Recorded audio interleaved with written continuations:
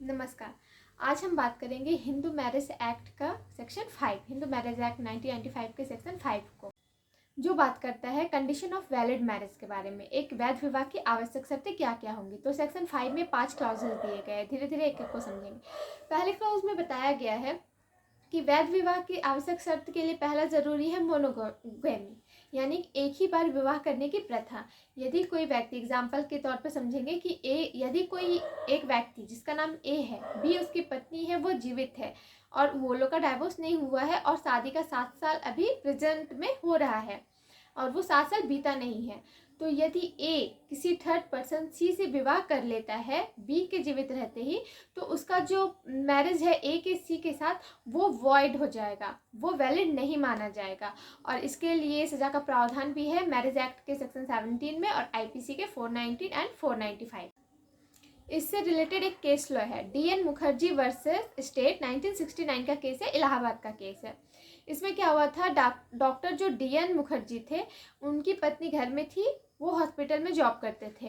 उनका एक नर्स के साथ अट्रैक्शन हो गया और वो उनसे 3 तरह से विवाह किए। एक तो कोर्ट मैरिज किए, एक वो लड़की ईसाई थी तो ईसाई धर्म से विवाह किए, और एक हिंदू रीति रिवाज से किए।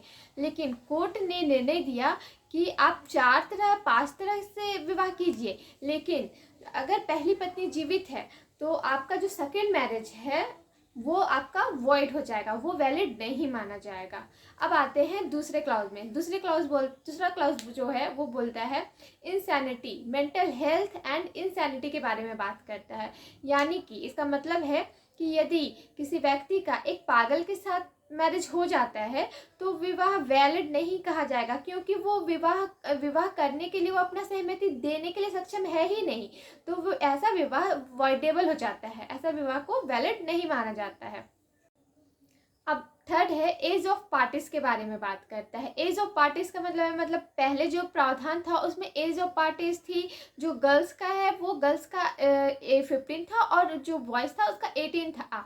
लेकिन अब ये प्रावधान आ गया है कि गर्ल्स के मैरिज के लिए जो वैलिड एज है वो 18 है और बॉयज़ के लिए 21। यदि इस एज लिमिट के अगर नीचे कोई विवाह करता है, इसके अगेंस्ट जाता है, तो वो वैलिड मैरिज नहीं कहा जाएगा।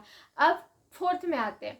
फोर्थ आपका बात करता है प्रोहिबिशन रिलेशनशिप। कुछ रिलेशनशिप को प्रोहिबिट कर दिया गया है कि इनके बीच विवाह नहीं हो सकते। एग्जाम्पल है आपके चाचा भतीजी, चाची भतीजा, भाई बहन, जो माँ का जो हाफ ब्लड है, फुल ब्लड में आता है, वो लोग अपने रिलेशनशिप में विवाह नहीं कर सकते। ऐसे विवाह वैलिड नहीं माने जाएंगे। अब आपका सेक्शन 5 के बारे में सेक्शन 5 का क्लॉज 5 के बारे में बात करते हैं।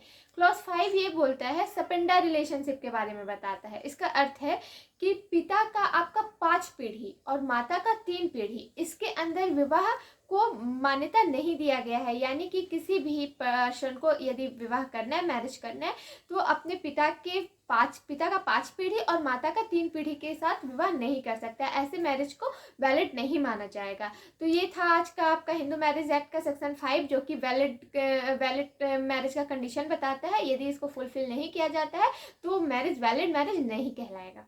नमस्कार।